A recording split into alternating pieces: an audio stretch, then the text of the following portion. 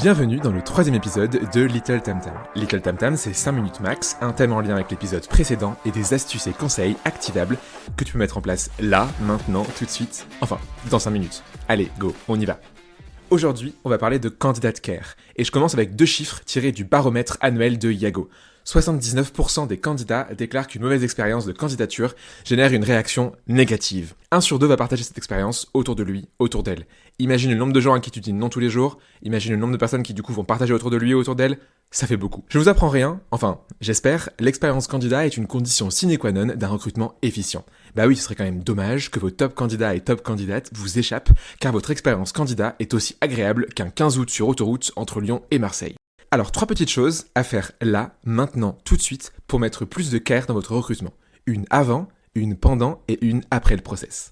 Avant le process, une chose cruciale à mettre en place, la transparence. Ce qui fait la différence pour nos candidats et candidates, c'est de savoir à quelle sauce on va être mangé. Aigre douce, barbecue, moutarde. La transparence, c'est sur les annonces, sur le site de carrière, sur les réseaux sociaux.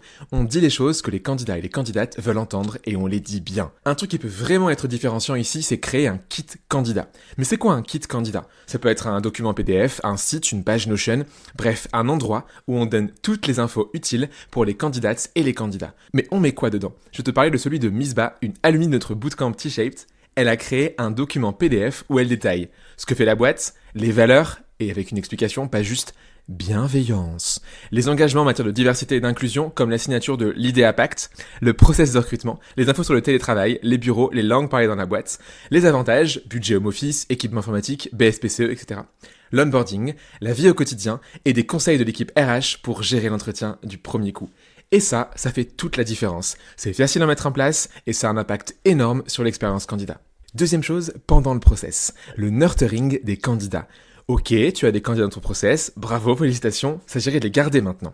Pour ça, un truc tout simple à mettre en place, c'est des messages personnalisés entre chaque étape. Et là, c'est comme les fruits et légumes, faut pas hésiter à en abuser.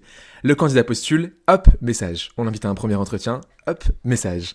On la remercie du premier entretien, hop, message. On l'invite au suivant, bon bref, t'as compris. Ce qui est fondamental ici, c'est de bien copywriter ces messages et surtout de les personnaliser au maximum.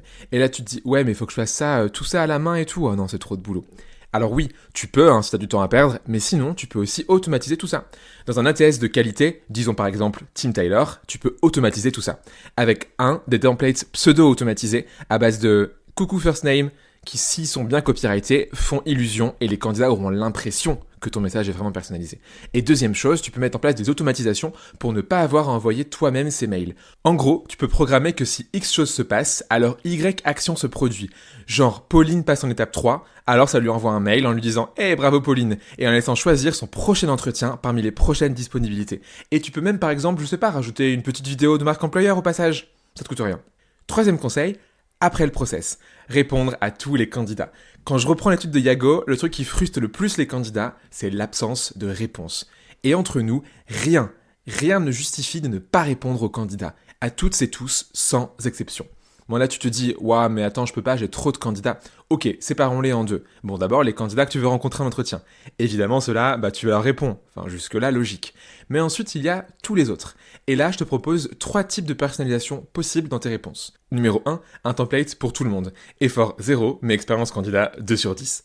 Numéro 2, un template par type de situation. On dit aux gens pourquoi on ne continue pas. Effort quasiment 0 aussi, mais l'expérience candidat 6 sur 10. Par exemple, un template pour les gens qui demandent trop un salaire, un template pour les gens qui ne cochent pas les prérequis, un template pour les gens qui veulent du full télétravail alors que la boîte pour laquelle on recrute ne le propose pas. Bref, t'as compris. Il s'agit de créer 5 à 10 templates qui pourront te servir dans la plupart des situations. Numéro 3, un template avec un champ à personnaliser à chaque fois. Celui-ci, je me le garde pour les candidatures de dingue. Genre les gens qui ont fait un effort énorme dans leur CV pour le personnaliser par rapport à la boîte ou dans leur mail de candidature par exemple. Effort plus conséquent à faire, certes, mais l'expérience candidat 10 sur 10. Ah, et évidemment, ça aussi tu peux l'automatiser via un bon ATS. Allez, à la semaine prochaine et take care.